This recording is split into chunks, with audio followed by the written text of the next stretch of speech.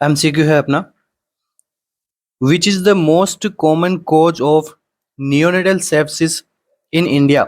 India के अंदर most common cause क्या है, किसका है, जो नियोनेटल सेप्सिस कॉज करवाता है? कौन सा ऐसा ऑर्गेनिज्म है जो नियोनेटल सेप्सिस करवाता है मोस्ट कॉमनली इंडिया में?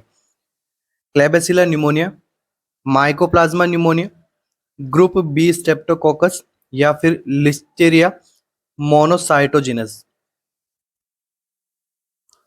कौन सा ऑर्गेनिज्म जो है इंडिया में मोस्ट कॉमन नियोनेटल सेप्सिस का कोज है?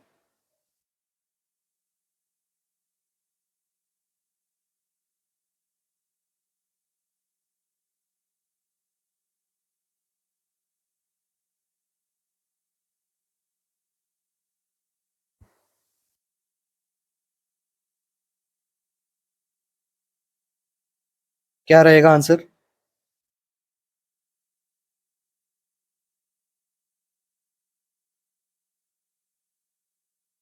तो देखिए यहाँ पर क्या बताया गया है, नियोनेटल सेप्सिस क्या होता है। सबसे पहले ये देखते हैं, नियोनेटल सेप्सिस से आप क्या समझोगे कि सेप्सिस का मीनिंग क्या होता है? इन्फेक्शन। ठीक है, लाइक कोई भी बैक्टीरिया की वजह से इन्फेक्शन होना, किसके अंदर? ब्लड के अंदर। इस कंडीशन को हम क्या कहते हैं? Neonatal sepsis. डेफिनेशन अगर इसकी पूछे तो क्या लिख सकते हैं अपन?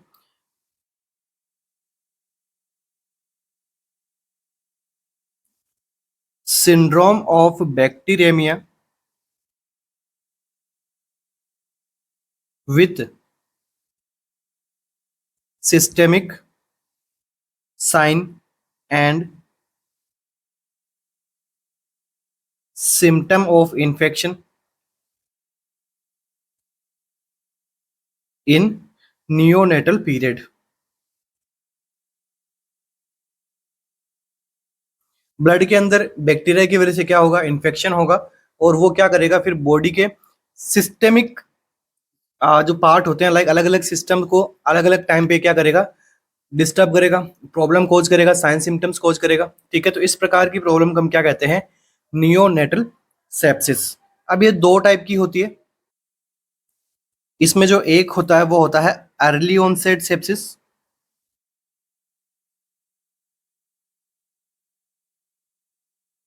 एंड सेकेंड वन जो होता है इसको हम बोलेंगे लेट ऑनसेट सेप्सिस। ये मतलब इन्फेक्शन के अकर होने के टाइम को यहाँ पे बांटा गया है दो भागों में।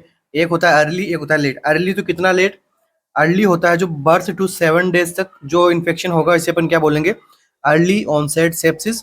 और जो लेट को हम क्या बोलेंगे? 8th डे टू 28 डेज तक जो सेप्सिस होगा उसे अपन बोलेंगे लेट ऑनसेट ऑफ सेप्सिस। इसके बाद में एक टाइप और होता है जिसे अपन क्या बोलते हैं? कंजेनाइटल। बाय बर्थ अगर कोई सेप्सिस हो तो उसे अपन क्या बोलते हैं? Congenital neonatal sepsis. अब यहाँ पर जो कंडीशन हो रही है, इसके अंदर साइन सिम्टम्स आपको क्या क्या देखने को मिलेंगे? सबसे पहले ध्यान रखना, सिस्टेमिक साइन सिम्टम यहाँ पे देखने को मिलते हैं। जैसे जैसे बॉडी के सिस्टम्स अफेक्ट होंगे वैसे वैसे साइन सिम्टम्स आएंगे। तो पहला, सबसे पहले कौन अफेक्ट होता है? ब्लड। तो हम क्या लिखेंगे? सेप्टिसेमिया। ठीक है, ब्लड के बाद में ये क्या करेगा? हिमेटोजेनस स्प्रेडिंग करेगा बॉडी के अंदर।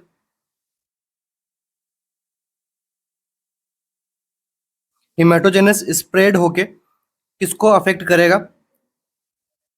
मेनिंजाइटिस, जो कि 75% तक के बच्चों में देखने को मिलता है जिनमें सेप्टिसेमिया होता है। मेनिंजाइटिस के बाद में क्या देखने को मिल सकता है आपको? न्यूमोनिया। न्यूमोनिया के बाद में क्या देखने को मिल सकता है आपको? ऑस्टियोमाइलाइटिस। तो देखो इस प्रकार के साइन सिम्टम्स जो है बच्चे में आएंगे। अब आपसे क्या पूछा गया है कि इंडिया में मोस्ट कॉमन कोज क्या होगा नियोनेटल सेप्सिस का? तो देखो यहाँ पर ये एमसीक्यू जब मैंने आपको पहले भी इस टाइप का एमसीक्यू सोल्व करवा रखा है, तो वहां पर जैसे मैं अभी आपको ये साइड के जो एमसीक्यूज मैं आपको यहाँ पे थ्योरी के बेसिस में लिखवा रहा हूँ, उसके अंदर भी मैंने ये एमसीक्यू एक बार का सोल्व करवाया हुआ है। वहां पर मैंने इसका आंसर क्या बताया था, वही आज करेक्ट होने वाला है। आंसर क्या रहेगा? Klebsiella pneumoniae. ठीक है, यहाँ पर अपना बेस्ट आंसर क्या रहेगा? Klebsiella pneumoniae.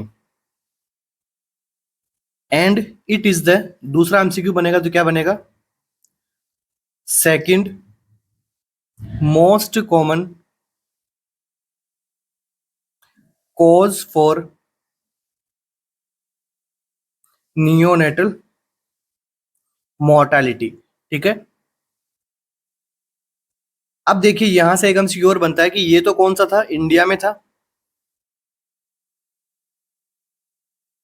अगर पूछ ले वर्ल्ड वाइड, तो वर्ल्ड वाइड यहाँ पर कौन सा बैक्टीरिया रहेगा, वर्ल्ड वाइड जो रहता है वो रहता है ग्रुप बी स्टेप्टोकोकस।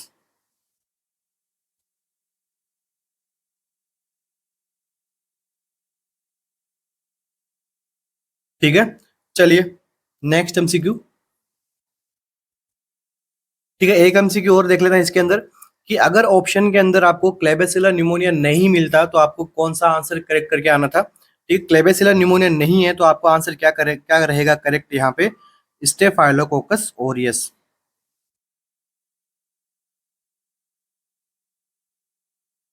ठीक है, स्टेफाइलोकोकस भी यहाँ पे मोस्ट कॉमन ही रहता है, ऑप्शन में था नहीं अपने।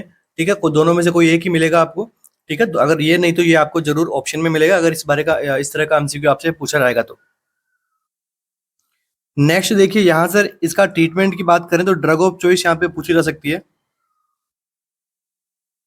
जिस ड्रग को सबसे ज्यादा कॉमनली यहाँ पे यूज में लिया जाता है तो वो क्या आएगा, एम्पिसिलिन। ठीक है, एम्पिसिलिन प्लस अमाइनो ग्लाइकोसाइड की ड्रग, अमाइनो ग्लाइकोसाइड कैटेगरी की ड्रग जो कौन सी हो सकती है, जेंटामाइसिन। अमाइनो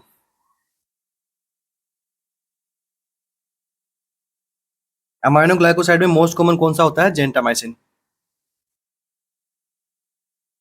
इसको जो है यहाँ पे फॉलो किया जाता है कितने दिनों के लिए, तो 10 to 14 डेज के लिए। ठीक है, 10 to 14 डेज के लिए। अगर यहाँ पर मेनिंजाइटिस हो चुका है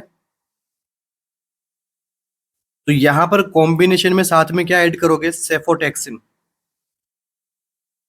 कितने टाइम तक, 14 डेज नहीं रहेगा, फिर इसका ट्रीटमेंट ऑफ ड्यूरेशन कितना रहेगा, 21 डेज तक चला जाएगा। Next MCQ, a term child is brought with complaint of having jaundice on death head of life. एक टाइम बच्चा था तो आपके पास में आया है और कंप्लेंट्स क्या है उसकी, जॉन्डिस की है, कितने दिन पे, 3rd डे पे। How much should the minimum level to cause jaundice, मतलब जॉन्डिस का जो कितना लेवल होना चाहिए जो जॉन्डिस कॉज कर सकता है, फिर बिलिरुबिन का क्या क्या लेवल रहेगा बॉडी के अंदर जो जॉन्डिस कॉज करने लायक होगा, मतलब मिनिमम लेवल पूछा है।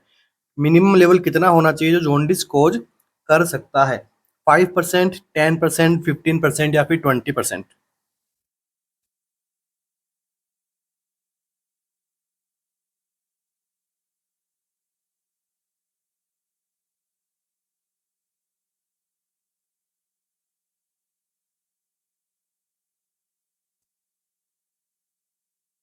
तो यहाँ पर देखो जॉन्डिस कॉज कौन करता है, किसकी वजह से ये प्रॉब्लम देखने को मिलती है, तो सीरम बिलिरुबिन की वजह से। तो यहाँ पे सीरम बिलिरुबिन का लेवल पूछा है आपसे कि कितना, कम से कम कितना लेवल रहेगा जो एक जॉन्डिस कोज करने में सक्षम रहेगा पेशेंट के अंदर।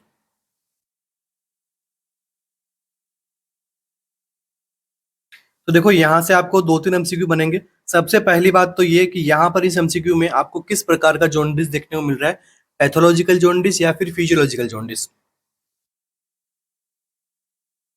तो ये जो कंडीशन है, यहाँ पर आपको जो जॉन्डिस दिखाई दे रहा है, क्योंकि ये कब हो रहा है, 3rd डे ऑफ लाइफ पे देखने को मिला है, तो इसका जो रीजन है वो क्या हो सकता है, फिजियोलॉजिकल।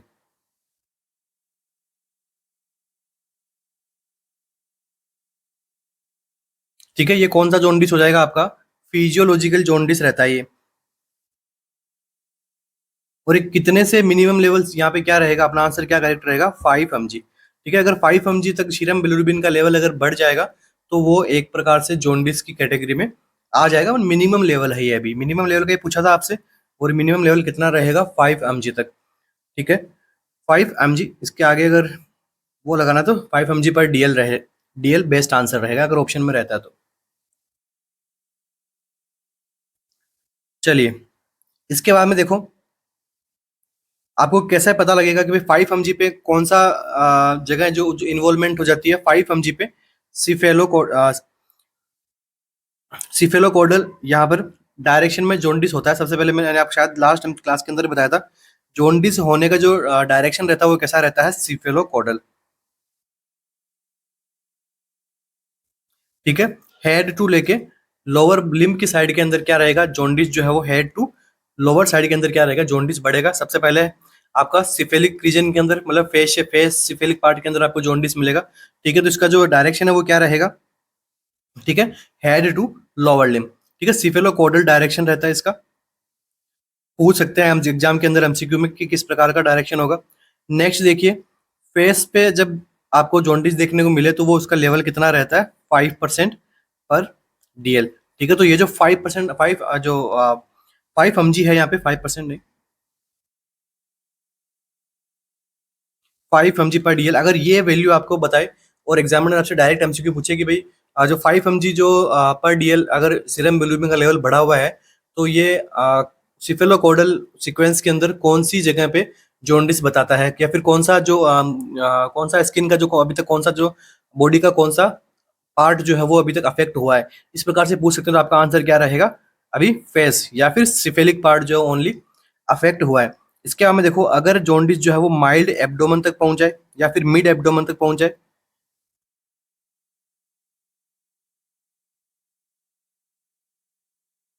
मिड एब्डोमन तक पहुंच जाए तो यहाँ पर कितना लेवल आ जाएगा इसका? 15 mg पर डीएल तक। सीधा सीधा एमसीक्यू बना हुआ है एक बार एग्जाम के अंदर। ठीक है, नेक्स्ट बात करते हैं, अगर सोल तक पहुंच गया है, ठीक है, सोल्स तक पहुंच गया है तो ये क्या है, ये कितना लेवल रहता है? कितने में कंसिडर करते हैं इसको? 20 mg पर डीएल से। अलग अलग इसके नंबर दिए हुए रहते हैं। ठीक है, आप एक इमेज पूछी भी गई थी एग्जाम के अंदर एम्स में, इमेज में उसको पूछा था कि मिड एब्डोमन वाले रीजन में उन्होंने मार्क किया था, फिर बताया था कि यहाँ पर अगर जॉन्डिस होगा मिड एब्डोमन वाले जगह में, तो ये कितना परसेंट तक जॉन्डिस जो है वो कितना एमजी हो चुका है, बिलीरुबिन का लेवल कितना एमजी रहेगा। नेक्स्ट देखिए, यहाँ से एक और एमसीक्यू बनता है कि जॉन्डिस के अंदर क्या होती है, स्किन की जो कलर है वो कैसा देखने को मिलता है? येलो कलर का स्किन देखने को मिलता है। इसका रीजन पूछ सकते हैं एग्जाम के अंदर, due to accumulation of unconjugated non polar lipid soluble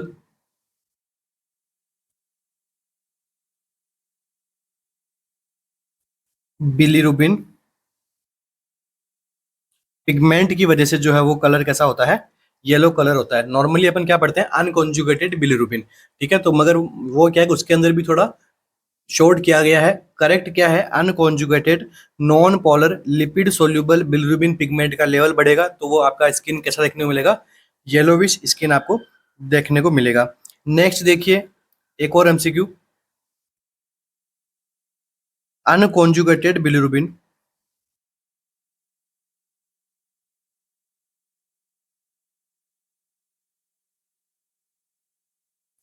is an end product of heme protein catabolism। तो अनकॉन्जुगेटेड जो बिलीरुबिन है वो डेवलप कैसा होता है? ये क्या होता है? एक प्रकार से एंड प्रोडक्ट होता है किसका? हीम प्रोटीन के कैटाबोलिज्म का। ठीक है, तो पूछ ले आपको कि भाई अनकॉन्जुगेटेड बिलीरुबिन किसका एंड प्रोटीन होता है, या फिर ऐसे पूछ ले हीम प्रोटीन कैटाबोलिज्म होगा तो आपको क्या प्रोडक्ट बन के बाहर आएगा यहाँ से? तो आपका आंसर क्या रहेगा? Unconjugated bilirubin. तो यहाँ पर आप समझ गए यहाँ पे 5 mg कैसे आया आंसर। चलिए नेक्स्ट एमसीक्यू की बात करते हैं।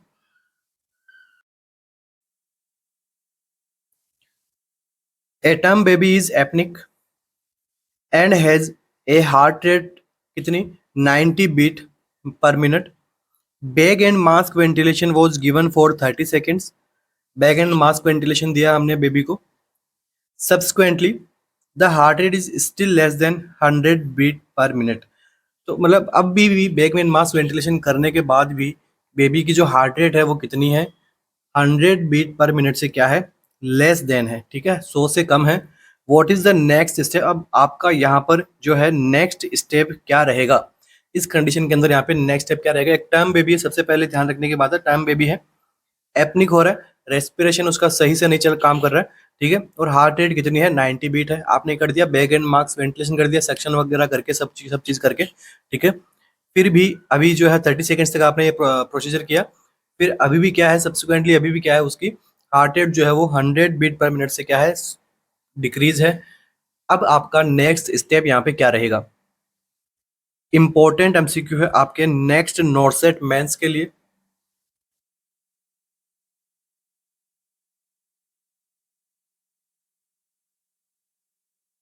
देखिए ऑप्शंस क्या है? रिड्यूस ऑक्सीजन सप्लाई, की हमें ऑक्सीजन सप्लाई कम करनी होगी। चेक चेस्ट मूवमेंट को हम देखेंगे। गिव सप्लीमेंटल ऑक्सीजन, हम यहाँ पे सप्लीमेंटल ऑक्सीजन देंगे। गिव चेस्ट कंप्रेशन, या फिर हम यहाँ पे चेस्ट कंप्रेशन देंगे।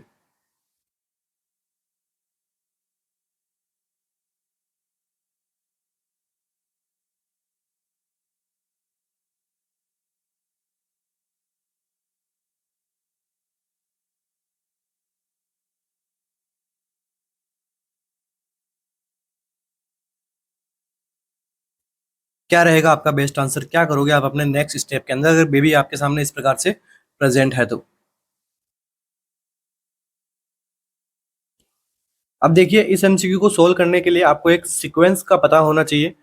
इस सीक्वेंस से आपके 5 to 10 एमसीक्यूज निकलने वाले हैं। तो देखिए सबसे पहले लाइक बेबी कौन है? टर्म बेबी है, ठीक है। आज जो है इसकी क्या होनी है? डिलीवरी होनी है। एक सिनेरियो बनाते हुए समझेंगे। आज इसकी डिलीवरी होनी है, तो डिलीवरी के अंदर जो यहाँ पे टीम काम करेगी, तो वो कौन सी टीम होगी? एंटीनेटल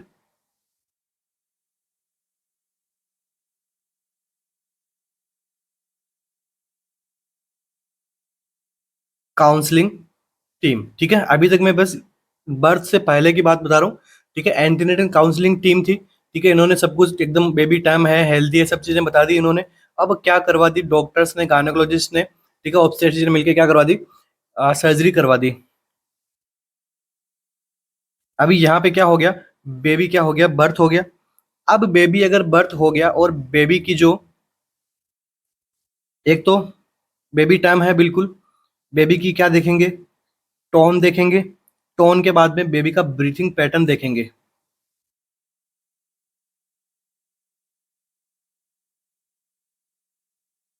ब्रीथिंग पैटर्न, इतना सब कुछ हमने देखा। अगर ये सब चीजें नॉर्मल है तो हम क्या करेंगे? बेबी को जो है वो मदर के पास में रखेंगे। आगे हम क्या करेंगे फर्दर? जो सक्शन सिक्रेशंस को मॉपिंग करना, ठीक है, टेम्परेचर को मेंटेन करना, ये सब चीजें करेंगे, क्योंकि ये सारी चीजें जो है वो नॉर्मल आई है।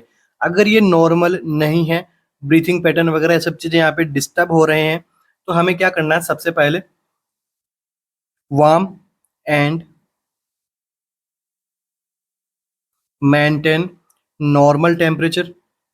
हाइपोथर्मिया में जाने की वजह से भी जो है वो बेबी को प्रॉब्लम्स हो सकती है, ब्रीथिंग वगैरह, क्राई वगैरह वो टाइमली नहीं कर पाता है, ठीक है। इसके बाद में और क्या करोगे आप? यहाँ पे पोजीशन करोगे बेबी को, एयरवे मेंटेन करोगे, ठीक है। एयरवे बिल्कुल आप सभी क्या होगा कि हाँ एयरवे मैं यहाँ पे सीक्वेंस में नहीं लिख रहा हूँ, मैं यहाँ पे आपको बता रहा हूँ क्या क्या करना है, ठीक है। एयरवे सीक्वेंस में आएगा तो एयरवे पहले आएगा, ठीक है, ऐसा कुछ नहीं है। एयरवे चलो यहाँ पे फर्स्ट प्रायोरिटी। सेक्शनिंग, सेक्शनिंग करके ओपन एयरवे कर लेंगे। इसमें यहाँ पे बस सीक्वेंस में नहीं है, अपन करना क्या क्या रहता है वो चीजें हैं। अरे आप ये तो कॉमन सी बात है कि एयरवे को तो हमें प्रायोरिटी देनी ही रहे, ठीक है। एयरवे जब क्लियर नहीं हो तो ब्रीथिंग कैसे आएगी? चलिए नेक्स्ट अगर हम बात करें, यहाँ तक आपने देख लिया, ये सब चीजें फॉलो कर ली हमने। यहाँ पर तो मदर को हम दे देंगे, ठीक है। मदर को देने के बाद में रूटीन केयर करेंगे, ठीक है। ये वाला सिनेरियो यहीं पे अपना कंप्लीट होता है। अभी सिनेरियो को आगे बढ़ाएंगे, ठीक है। यहाँ पर क्या हुआ था? नॉर्मल चीजें नहीं हुई थी बर्थ के टाइम पे, तो हमने क्या किया? वार्म किया, टेम्परेचर मेंटेन किया, पोजीशन किया, एयरवे किया। एयरवे को कैसे क्लीन किया? सक्शन के द्वारा। चलिए अब इतना सब कुछ करने के बाद में अगर अभी भी जो बेबी है वो क्या है? एपनिया है बेबी को, गैस्पिंग स्टेट में है, और क्या है? Heart rate below 100 beat per minute. ये यहाँ से आपका एमसीक्यू पूछा गया था, एमसीक्यू में एमसीक्यू था, ठीक है। देखो क्या बोला गया था यहाँ पे कि यहाँ पर क्या है, हार्ट रेट जो है वो एपनिक है बेबी, और हार्ट रेट जो है वो 90 बीट पर मिनट है। मतलब यहाँ तक पहुंचे अभी हम, ठीक है, यहाँ तक पहुंच गए आराम से। अब यहाँ पर आपने ये सब चीजें देखी, अभी भी बेबी जो है वो प्रॉब्लम्स वहाँ पे सोल्व नहीं हुई है हमारा। ये सब जो है इम्प्लीमेंट करने के बाद भी, इंटरवेंशन इस प्रकार के करने के बाद भी अभी भी प्रॉब्लम सोल्व नहीं हुई है। तो अभी हम यहाँ पे क्या करेंगे, बैग एंड मास्क वेंटिलेशन।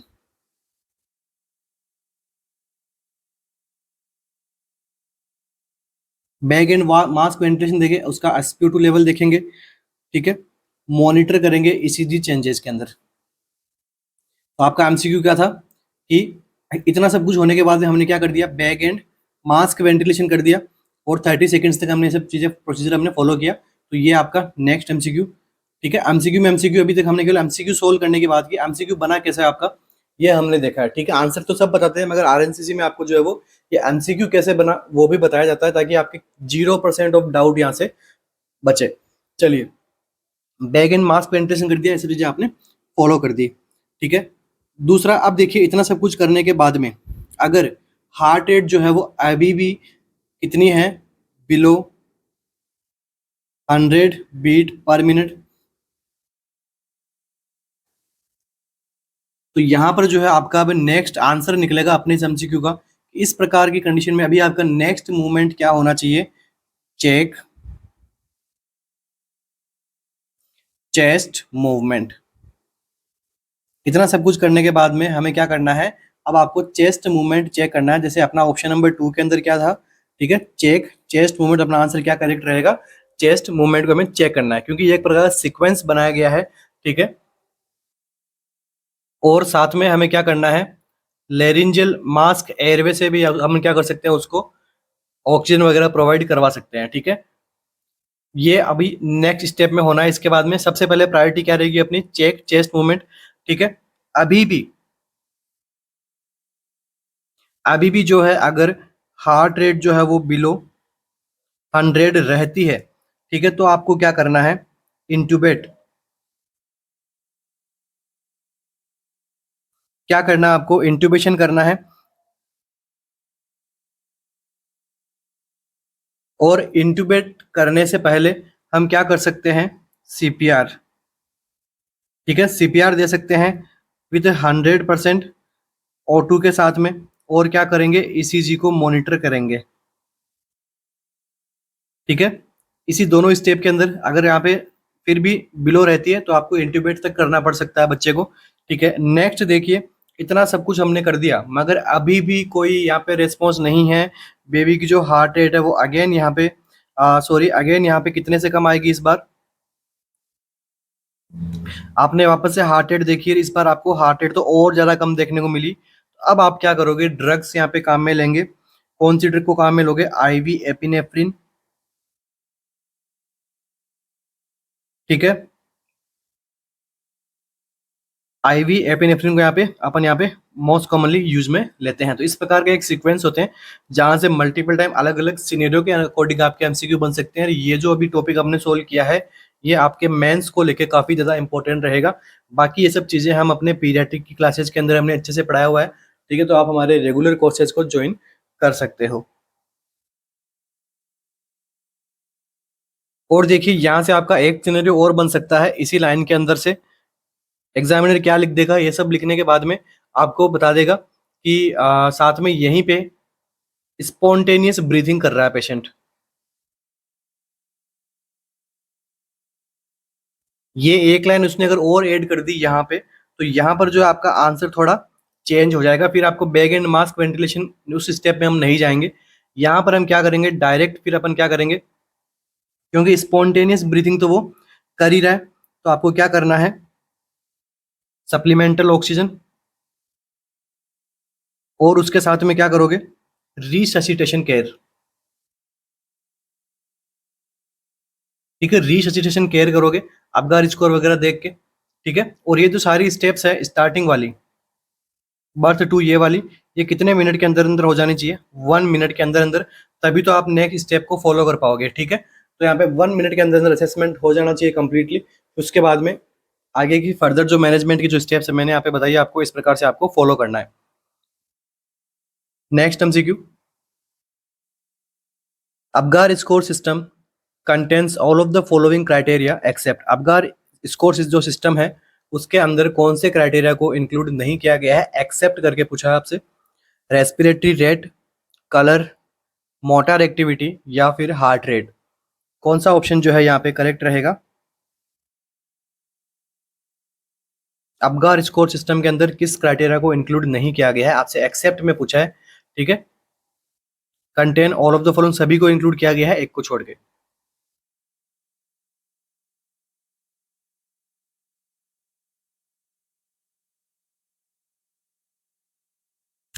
तो देखिए ये जो टॉपिक है मोस्टली सभी का पढ़ा हुआ है, ठीक है। जो भी प्रिपरेशन कर रहे हैं एग्जाम्स को लेके, तो उन सभी का ये टॉपिक पढ़ा हुआ है। तो यहाँ पर हम जरा डिले नहीं करेंगे आपको आंसर को लेके, सभी का आंसर मुझे लगता है करेक्ट ही होगा यहाँ पे। तो पहला एमसीक्यू इससे ये बनेगा कि अबगार स्कोर होता क्यों है, किस रीजन के लिए इसको बनाया गया है, क्या करता है ये। तो ये क्या करता है, कंडीशन को बताता है बच्चे की, कंडीशन को एक्सप्रेस करता है, of condition express of newborn infant की, कि उसकी कंडीशंस किस प्रकार की हैं वो बताएगा। हार्ट रेट कितनी है, ठीक है, अपीयरेंस कैसा है, पल्स रेट कितनी है, ठीक है, और क्या बताएगा यहाँ पे मोटर एक्टिविटी के अंदर देखेंगे अपन ग्रीमेस रिफ्लेक्स कैसे हैं उसके, ठीक है, और रेस्पिरेटरी एफर्ट कैसे हैं। तो यहाँ पे आपका आंसर कौन सा गलत होगा यहाँ पे, ऑप्शन नंबर ए, क्योंकि रेस्पिरेटरी रेट नहीं होता है, क्या होता है, एफर्ट होता है यहाँ पे, कि वो बच्चा किस प्रकार से एफर्ट कर पा रहा है नहीं कर पा रहा है, उसके अकॉर्डिंग जो है स्कोर यहाँ पे दिए जाते हैं। तो देखो अपगार के अंदर ये जो है इसके नाम से ही जो है इसके स्टेप्स बनाए गए हैं। कौन कौन से हो जाता है, अपीयरेंस, इसके बाद में पल्स रेट, इसके बाद में ग्रीमेस, ग्रीमेस को हम क्या कर सकते हैं, रिफ्लेक्स, इसके बाद में एक्टिविटी, एक्टिविटी में मोटर एक्टिविटी आ जाएगी, उसके बाद में लास्ट में क्या आएगा, रेस्पिरेटरी एफर्ट्स। अकॉर्डिंग टू इसके फर्स्ट लेटर से क्या हो जाएगा, शुरू हो जाएगा अपना पूरा वर्ड बन जाएगा, ठीक है, अपगार। तो इसके भी कुछ स्कोर होते हैं 0, 1 एंड 2, ये यहाँ पे इसके स्कोर फॉलो होते हैं अपगार स्कोर के अंदर, ठीक है। तो देखिए अपीयरेंस अगर कैसा हो, ब्लर, ओके, ब्लू और पेल, ठीक है, ब्लू और पेल कलर हो तो आपको कितना स्कोर देना है, 0 स्कोर, ठीक है। मतलब कंप्लीट बॉडी उसकी जो है वो ब्लू और पेल है, तो यहाँ पे कितना स्कोर दोगे, 0 दोगे। और अगर यहाँ पे only and only blue at extremities, केवल और केवल उसकी एक्सट्रीमिटीज ब्लू है, तो कितना स्कोर दोगे, 1 स्कोर देना है, ठीक है। एक्रोसाइनोसिस वगैरह आपने नाम पढ़ा होगा, जी हाँ भाई। नेक्स्ट देखिए पिंक ऑल ओवर, अगर बेबी का कलर पिंक है तो कितना स्कोर दोगे, 2 दोगे। ब्लू एट एक्सट्रीमिटीज है, कितना दोगे, 1 दोगे। और कंप्लीट बॉडी ब्लू पेल है तो कितना दोगे, 0 स्कोर दोगे। नेक्स्ट बात करते हैं पल्स रेट की, अगर पल्स रेट यहाँ पे एब्सेंट है कितना स्कोर, 0। बिलो यहाँ पे 100 तो कितना दोगे, 1। और मोर देन 100 तो कितना दोगे, 2 स्कोर। अबगार स्कोर से इसको एमसीक्यू बनता है, आपको ये जो मैं अभी यहाँ पे लिखा रहा हूँ ये सब चीजें, इनसे एमसीक्यू बनता है, फिर आपको पूछा जाता है कि इसका स्कोर कितना है। आजकल थोड़ा आगे बढ़ा गया इस एमसीक्यू को लेके, पहले तो पूछते थे इस टाइप का एमसीक्यू, और आजकल जो है वो थोड़ा और आगे बढ़ा, स्कोर पूछने लगे। जैसे ग्लासकोमा स्केल के भी स्कोर पूछते हैं, आपको पूछ लिया था डेड पेशेंट का क्या स्कोर होगा, उसी के अकॉर्डिंग यहाँ पे और अच्छा सिनेरियो बना के पूछ ले कि भैया कमांड पे आपके आईज ओपन कर रहा है, वर्बली कमांड कर पा रहा है, या फिर जो कोऑपरेटिव यहाँ पे साउंड प्रोड्यूस कर रहा है, इस पर फिर आपसे पूछ ले कि स्कोर कितना होता है। तो इसी प्रकार से अबगार स्कोर का भी आजकल स्कोर पूछने लगे हैं। नेक्स्ट देखिए रिफ्लेक्स कैसे हैं, तो नो रिस्पॉन्स, इसके बाद में ग्रीमेस, मतलब थोड़े बहुत यहाँ पे रिफ्लेक्सेस आ रहे हैं, और या फिर यहाँ पे क्या है, बच्चा है जो क्राई कर रहा है, ठीक है, और पुल कर रहा है, ठीक है, क्राई और पुल कर रहा है, ठीक है, और स्टिमुलेटेड है बच्चा, तो कितना स्कोर दोगे, 2 स्कोर दोगे। इसके में देखिए एयरवे, एयरवे यहाँ पे किसी प्रकार का सॉरी एक्टिविटी किसी प्रकार की नन है तो 0 स्कोर। सम फ्लेक्शन, कुछ टाइप के फ्लेक्शंस हैं तो आप 1 स्कोर दे सकते हो। और अगर यहाँ पे फ्लेक्स है उसकी आर्म और लेग एंड रेसिस्ट एक्सटेंशन, अगर वो एक्सटेंशन को रेसिस्ट कर पा रहा है तो मतलब उसकी जो एक्टिविटी है, मोटर एक्टिविटी है, वो काफी स्ट्रांग है, तो आप कितना स्कोर दोगे? 2 स्कोर दोगे। लास्ट में क्या देखते हो आप? रेस्पिरेटरी एफर्ट अगर अपसेंट है तो कितना स्कोर? 0। ठीक है। वीक और इरेगुलर, ये स्कोर है तो कितना दोगे? 2। और यहाँ पर स्ट्रॉन्ग कर रहा है, क्राई कर रहा है, ठीक है, लस्टी है, तो मतलब एकदम आराम से आप 2 स्कोर दे सकते हो। तो ये तो हो गया आपका। अब अगर स्कोर के अंदर कौन कौन से कंडीशंस को आप पढ़ोगे, नेक्स्ट यहाँ से एमसीक्यू बनता है, वो बनता है किससे? टोटल स्कोर से। टोटल स्कोर जो होता है वो कितना होता है? 10 होता है। ठीक है। नेक्स्ट, एग्जाम में पूछ लिया आपसे कि बच्चा किसी प्रकार के डिस्ट्रेस में नहीं है, क्योंकि हम तो क्या देख रहे हैं यहाँ पे? कंडीशन एक्सप्रेस कर रहे हैं ना, बच्चे की कंडीशन देख रहे हैं। मतलब बच्चा किसी प्रकार के डिस्ट्रेस में नहीं है तो कितना स्कोर आएगा यहाँ पे? 7 to 10। माइल्ड डिस्ट्रेस में कितना स्कोर दोगे?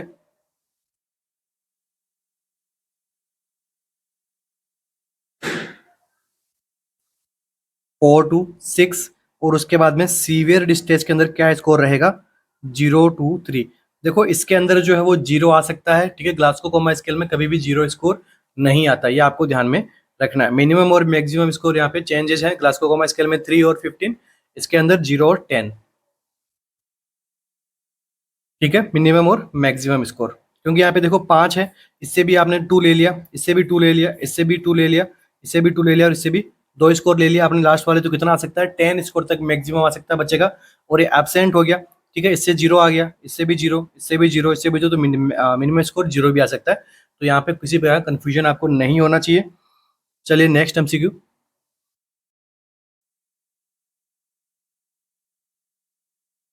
For accurate measurement of auxiliary temperature in a newborn, the thermometer is kept for। ठीक है, एक्यूरेट मेजरमेंट करना है आपको एक्सिलरी टेम्परेचर का न्यूबॉर्न के अंदर, तो जो थर्मोमीटर है उसको कितने टाइम तक वहां पे कैप्ट करना होगा, रखना होगा? 1, 2, 3 और 5 मिनट तक।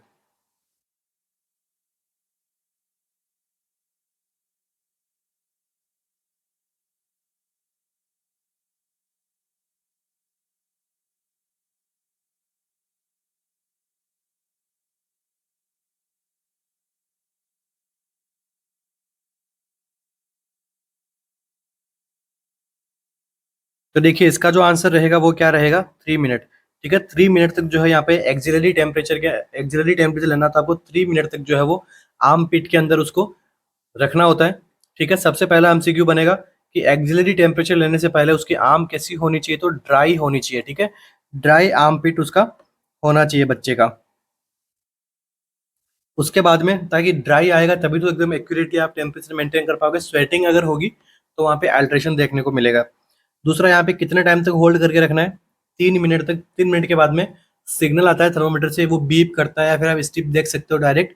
बीप नहीं कर पा रहे तो आप 3 मिनट बाद में उसको देखिए, वहां पर जो टेम्परेचर रहेगा वो क्या रहेगा? आपका एक्यूरेट टेम्परेचर रहेगा।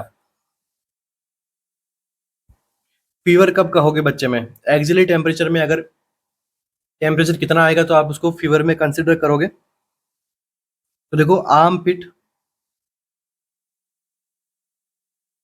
टेम्परेचर कितना हो?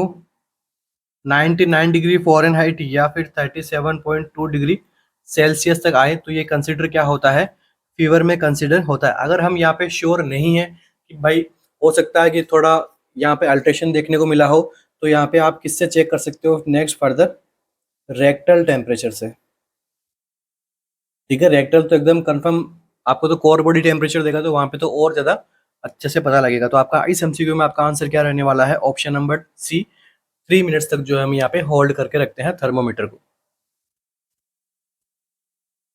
What is the most common cause of jaundice in a term newborn requiring treatment? देखो, जॉन्डिस तो होता है, जो फिजियोलॉजिकल जॉन्डिस होता है वो 2 वीक के अंदर अंदर जो क्या है वो रिजोल्व हो सकता है, ठीक है, नॉर्मली। मगर यहाँ पे आपसे क्या पूछा है कि ऐसा कौन सा कोज है जॉन्डिस का जिसके अंदर न्यूबॉर्न को ट्रीटमेंट की रिक्वायरमेंट होती है। फिजियोलॉजिकल में नॉर्मली जॉन्डिस जो है वो अपने लिमिट के अंदर रहता है, इतना ज़्यादा नहीं बढ़ता कि वहाँ पे ट्रीटमेंट फॉलो करना है। वहाँ पे बस आप ब्रेस्ट फीडिंग जो है वो अच्छे से करवाइए, ठीक है, और मतलब फ्लूइड थेरेपी उसको अच्छे से दीजिए, तब वो जॉन्डिस अपने आप उसका ठीक हो जाएगा।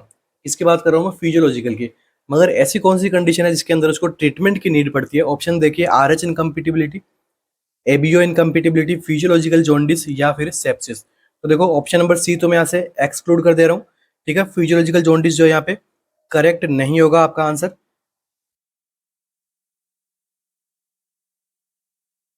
तो देखिए ये जो कंडीशन आपको यहाँ पे बताई गई है, ये कौन सी कंडीशन है? ये कंडीशन फिजियोलॉजिकल तो होगी नहीं, तो कौन सी है? पैथोलॉजिकल। पैथोलॉजिकल जॉन्डिस है ये। अब चलिए अपना आंसर बताइए यहाँ पे।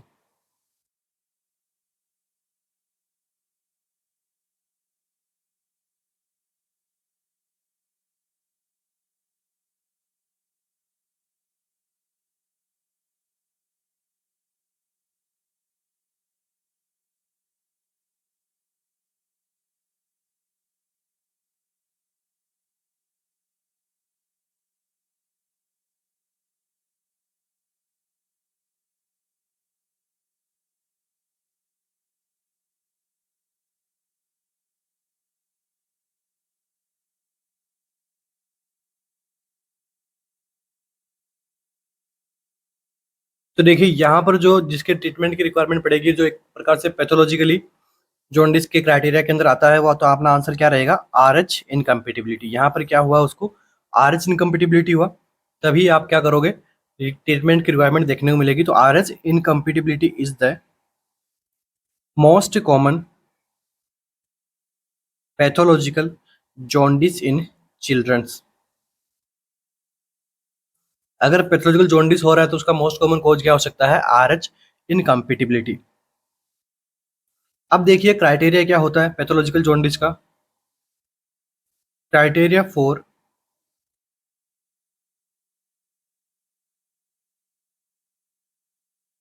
पैथोलॉजिकल जॉन्डिस, एमसीक्यू बनता है यहाँ से, डायरेक्ट एमसीक्यू बनेगा। देखो अभी किस प्रकार से बनेगा, देखिए क्राइटेरिया नंबर 1 एमसीक्यू फॉर्म में लिखूंगा मैं, एपियर्स विद इन 24 आवर। और जो पैथो फिजियोलॉजिकल है वो आफ्टर 24 आवर डेवलप होता है। मगर जो पैथोलॉजिकल जॉन्डिस होगा वो विद इन बच्चे के बर्थ के 1 दिन के अंदर अंदर वो डेवलप हो जाएगा। तो कौन सा जॉन्डिस होता है? Pathological jaundice. सेकेंड एमसीक्यू या फिर सेकेंड क्राइटेरिया,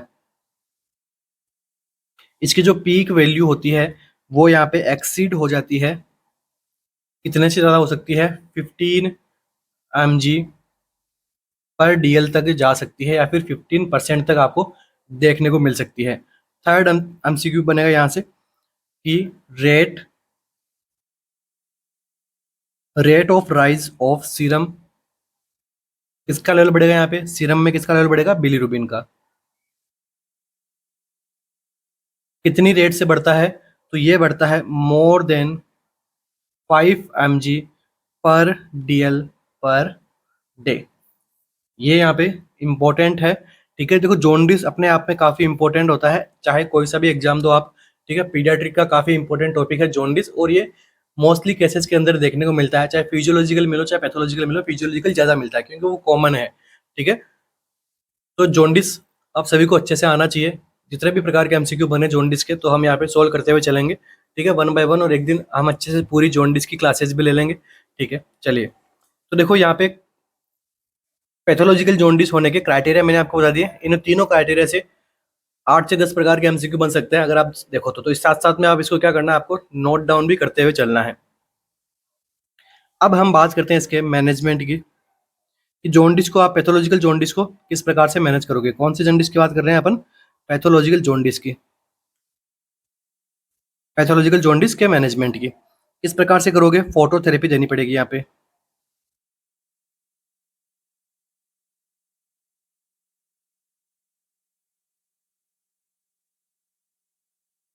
क्या देना है उसको? फोटोथेरेपी। कब देना है? यहाँ से आपके 2 एमसीक्यू बनेंगे, ठीक है। कब देना है? 2 एमसीक्यू बनेंगे अगर बच्चा टर्म है, तो लेवल कितने से ज़्यादा होना चाहिए? 15 mg/dl से। अगर बच्चा प्रीटर्म है तो कितने से ज़्यादा होना चाहिए? 12 mg/dl से। ठीक है, तो ये फोटोथेरेपी आपको कब शुरू करनी है, ये आपसे पूछा जाता है। नेक्स्ट हम बात करते हैं एक्सचेंज ट्रांसफ्यूजन की।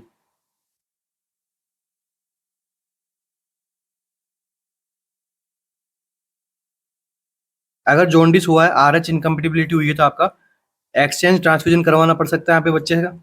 ठीक है, तो कहाँ से करवाओगे? तो ये एमसीक्यू बनता है कि बच्चे में मोस्ट कॉमन वेन कौन सी लेंगे जहां से हम एक्सचेंज ट्रांसफ्यूजन करवा सकते हैं? तो अम्बिलिकल वेन।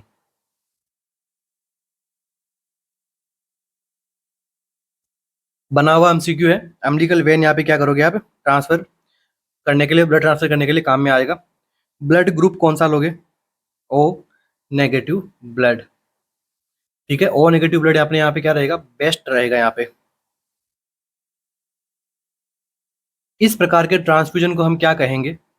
लास्ट एमसीक्यू बनेगा अपने यहाँ पे। इस प्रकार के ट्रांसफ्यूजन को हम क्या बोलेंगे? Double volume exchange transfusion. इसे हमने क्या कहा? Double volume exchange transfusion. समझ गए किस प्रकार से होना है? मतलब थोड़ा ब्लड बाहर निकालेंगे बच्चे का, फिर उस बच्चे को वापस से कुछ ब्लड हम इंसर्ट करके ट्रांसफ्यूज करेंगे। ठीक है, ऐसा नहीं कि पहले पूरे बच्चे का पूरा ब्लड बाहर निकालोगे तो वैसे ही मर जाएगा। ठीक है, कुछ कुछ करके एक साइड से ब्लड निकालेंगे, दूसरी साइड से ब्लड वापस से इंसर्ट करेंगे, ट्रांसफ्यूज करेंगे बच्चे के अंदर। तो देखो, जो फोटोथेरेपी होती है उसके दो प्रिंसिपल होते हैं।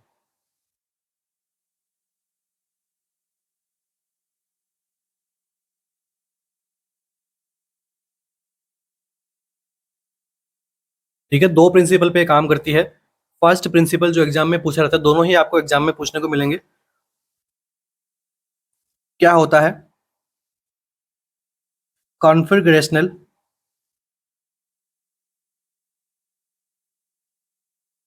आइसोमराइजेशन। एक होता है कॉन्फिगरेशनल आइसोमराइजेशन। इसके अंदर क्या होता है? जेड आइसोमर को कन्वर्ट किया जाता है किसके अंदर? ई आइसोमर के अंदर। ठीक है, जेड आइसोमर को कन्वर्ट किसके अंदर करते हैं? ई आइसोमर के अंदर। और ई आइसोमर क्या करता है? एक्सक्रिएट आउट हो जाता है बॉडी से। मगर ये क्या होता है? स्लोली स्लोली एक्सक्रिएट आउट होता है। ठीक है, क्योंकि जॉन्डिस का लेवल भी तो काफी ज्यादा होता है यहाँ पे बच्चे में, तो वो धीरे धीरे काम करता है, मगर ये काम करता है इफेक्टिवली। ठीक है, फर्स्ट प्रिंसिपल के बारे में पूछ ले आपके कि फोटोथेरेपी के अंदर कौन सा प्रिंसिपल काम करता है? तो कॉन्फिगरेशनल आइसोमराइजेशन। सेकंड यहाँ पे सेकंड प्रिंसिपल की हम बात करें,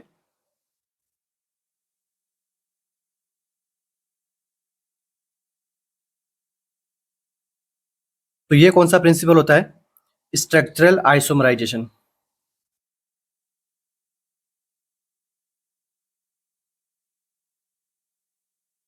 ये कौन सा होता है? Structural isomerization. स्ट्रक्चरल आइसोमराइजेशन के प्रिंसिपल के बारे में अगर आपसे पूछे एग्जामिनर, तो क्या बताएगा वो?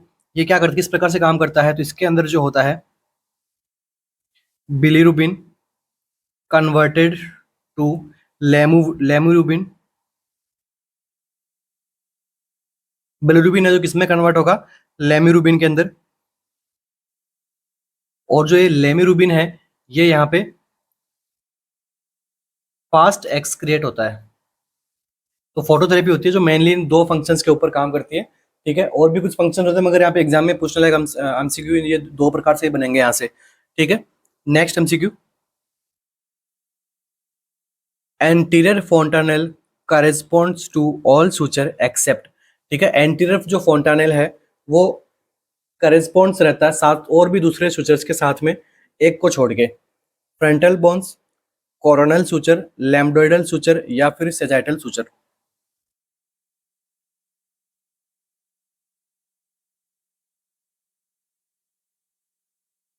एंटीरियर फोंटानेल होते हैं जिनके अंदर कितने सुचर से मिलकर बना रहता है? एक को छोड़ के। इस प्रकार से आप समझ सकते हो इसको। तो देखिए, ये क्या है इसका? फ्रंटल सूचर में बना रहा हूँ सबसे पहले। ठीक है, इसे अपन क्या बोलते हैं? एंटीरियर फोंटानेल। जो कैसा होता है? डायमंड शेप का होता है। ठीक है, इसे अपन क्या बोलते हैं? ब्रैग्मा भी कहते हैं। और इसके जो पीछे सूचर रहता है ठीक है, ये कौन सा हो गया, सेजाइटल। इसके पीछे सूचर होता है वो कैसा होता है, ट्रायंगुलर शेप का होता है। ये कौन सा होता है, इसको अपन क्या बोलते हैं, लैम्डोइडल सूचर। ठीक है, दो ही सूचर आपके एग्जाम में पूछे रहते हैं मेनली। ठीक है, अब जो है वो देखिए यहाँ पे लैम्डोइडल सूचर का किसी भी प्रकार से लिंक नहीं बन रहा है आपका एंटीरियर फोंटानेल, तो आपका आंसर क्या करेक्ट रहेगा, लैम्डोइडल सूचर। बाकी frontal bone, coronal suture, sagittal suture, सारे लिंक होके कौन सा सूचर बनाते हैं, एंटीरियर फोंटानेल को बनाते हैं। और जो लैम्डोइडल सूचर होता है ये किसको बनाता है, पोस्टीरियर, पोस्टीरियर फोंटानेल में काम आता है। चलिए नेक्स्ट एमसीक्यू।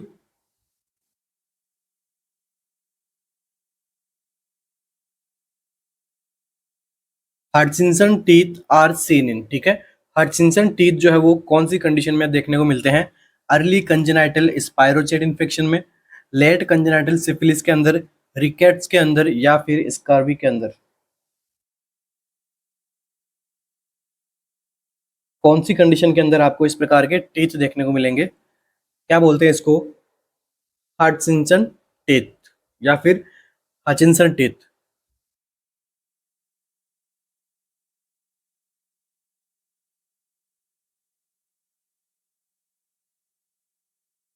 तो देखिए इसके अंदर जो बच्चे के जो टीथ होते हैं, लाइक सबके नॉर्मल टीथ किस प्रकार के होते हैं, इस प्रकार के होते हैं, ठीक है, इससे भी अच्छे होते हैं, ठीक है, ड्राइंग थोड़ी वीक है। मगर इस कंडीशन के अंदर जो ये यहाँ पे आपसे पूछा गया है कि जो हटचिंसन टीथ जो किस इसमें टीथ का अपीयरेंस कैसा होता है, तो ये तो नॉर्मल टीथ हो गया, ठीक है। और यहाँ पर जो टीथ होते हैं बच्चे के वो किस प्रकार से होंगे, इस प्रकार के। मतलब यहाँ से क्या है, काफी अच्छा आपको बड़ा ग्रूव देखने को मिलेगा जब आपको इस टीथ की आप जब इमेज करो देखोगे गूगल पे, तो आपको यहाँ पे इस प्रकार के टीथ देखने को मिलेंगे, ठीक है। तो ये टीथ कौन सी कंडीशन में देखने को मिलता है, तो यहाँ पर आपका आंसर क्या रहेगा correct, congenital, late congenital syphilis के अंदर, ठीक है, लेट कंजेनाइटल सिफिलिस के अंदर आपको कौन से प्रकार के टीथ देखने को मिल सकता है न्यूबॉर्न बेबी के अंदर, तो हटचिंसन टीथ। एमसीक्यू इंपॉर्टेंट है, और सारे के सारे अपने एमसीक्यूज कौन से हैं, पीवाईक्यू हैं, ताकि हम एक तो जो पीवाईक्यू होते हैं उनकी प्रोबेबिलिटी नेक्स्ट एग्जाम के अंदर आने की चांसेस ज्यादा होते हैं, ठीक है। दूसरे सेम एमसीक्यू नहीं पूछा तो अगर जो पीवाईक्यू जो आपसे पूछा वो टॉपिक इंपॉर्टेंट रहता है, क्योंकि वहां से ऑलरेडी एमसीक्यू बना हुआ है, तो हम क्या कर रहे हैं यहाँ पे टॉपिक डिस्कशन भी कर रहे हैं, साथ साथ में एमसीक्यू भी पढ़ रहे हैं, ठीक है। तो यहाँ पे टॉपिक भी पढ़ रहे हैं, अगर दूसरा कोई एमसीक्यू बनेगा टॉपिक से वो मैं आपको बता रहा हूँ एमसीक्यू फॉर्म के अंदर, ठीक है। तो आपके यहाँ पे दोनों तरह से प्रिपरेशन हो रही है, इसलिए डेली यूट्यूब लेक्चर्स आपको देखने हैं, ठीक है, एक भी दिन का यूट्यूब लेक्चर मिस नहीं करना है, ठीक है। कमेंट करना है कि क्लास आपको किस प्रकार की लगी, कोई डाउट हो तो वो हमें बताना है। ऐसा नहीं आप क्लास देख के जा रहे हो ना आप लाइक कर रहे हो क्लास को, ना आप कमेंट कर रहे हो, ठीक है। ऐसे आप देख देख के जाओगे तो फिर वो क्या है कि सामने पढ़ाने वाले को भी क्या अच्छा फीडबैक मिलेगा, तभी वो आपको नेक्स्ट टाइम और अच्छा फीडबैक से पढ़ा पाएगा, और अच्छी क्या फीडबैक क्या, और अच्छे खुद भी टीचर भी जो है वो सेल्फ मोटिवेट रहेगा फिर आगे भाई बच्चों को अच्छे समझ में आ रहा है, बच्चों का रेस्पॉन्स अच्छा मिल रहा है, ठीक है। अगर मैं पढ़ा रहा हूँ और आपके कोई पल्ले नहीं पड़ रही कोई चीज़, तो फिर मुझे उसका कैसे पता लगेगा। तो यहाँ पे देखो ये तो एक तरीके से वन वे कम्युनिकेशन हो गया। टू वे कम्युनिकेशन किस प्रकार से होगा, जब आप मुझे वापस से कमेंट्स के अंदर मुझे फीडबैक दोगे कि भाई क्लास कैसी थी, कोई डाउट्स वगैरह हैं तो वो आप मुझे वहाँ पे कमेंट्स के अंदर बताओगे, तो मैं उसका जवाब वहाँ पे कमेंट्स के अंदर दूंगा, ठीक है। या फिर मैं नेक्स्ट सेशन के अंदर उसको आपके जो क्वेश्चंस वगैरह है उनको इंक्लूड करूंगा, ठीक है। हमें क्या करना है, टू वे कम्युनिकेशन बनाना है, ठीक है। ये जो अपना जो यूट्यूब का प्लेटफॉर्म है इसको टू वे कम्युनिकेशन में बना के आपको काम में लेना है, ना कि बस मैं पढ़ा रहा हूँ आपने क्लास देख ली, ना लाइक किया ना शेयर ना सब्सक्राइब, ठीक है, कुछ नहीं किया, आए देख कर चले गए, ठीक है।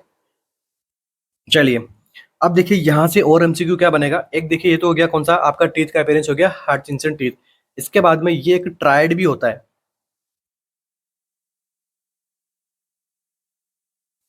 Okay, हटचिंसन triad.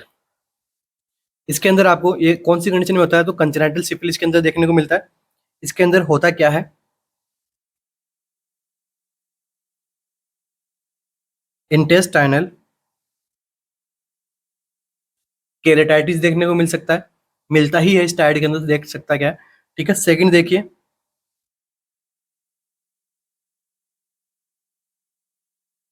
हटचिंसन इंसिजर्स, ठीक है। अब देखिए इंसिजर्स आपके जो टीथ के अंदर जो इंसिजर्स होते हैं उनमें मेनली ये ज्यादा अपीयरेंस देखने को मिलता है, इंसिजर्स के अंदर इंसिजर टीथ होते हैं उनमें ज्यादा देखने को मिलता है, इसलिए हटचिंसन इंसिजर्स।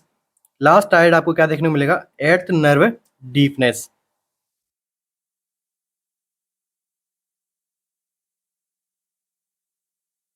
तो ये यहाँ पे मेनली ट्रायड होता है जो किसमें देखने को मिलता है, कंजेनाइटल सिफिलिस के अंदर। ओके, तो इसी के साथ ही आज की अपन क्लास को कंप्लीट करेंगे। काफी अच्छे और इंपॉर्टेंट एमसीक्यूज हमने यहाँ पे सोल्व किए हैं, ठीक है। और आपको नए एमसीक्यू भी बताएंगे कि भाई इस टॉपिक में से नए एमसीक्यू इस प्रकार से बन के आपके सामने आएंगे। बाकी सिफिलिस से मैंने काफी एमसीक्यू सोल्व करवा रखे हैं, आप अपने प्रीवियस यूट्यूब लेक्चर्स देख सकते हो। ओके, मिलते हैं अपने नेक्स्ट सेशन के अंदर।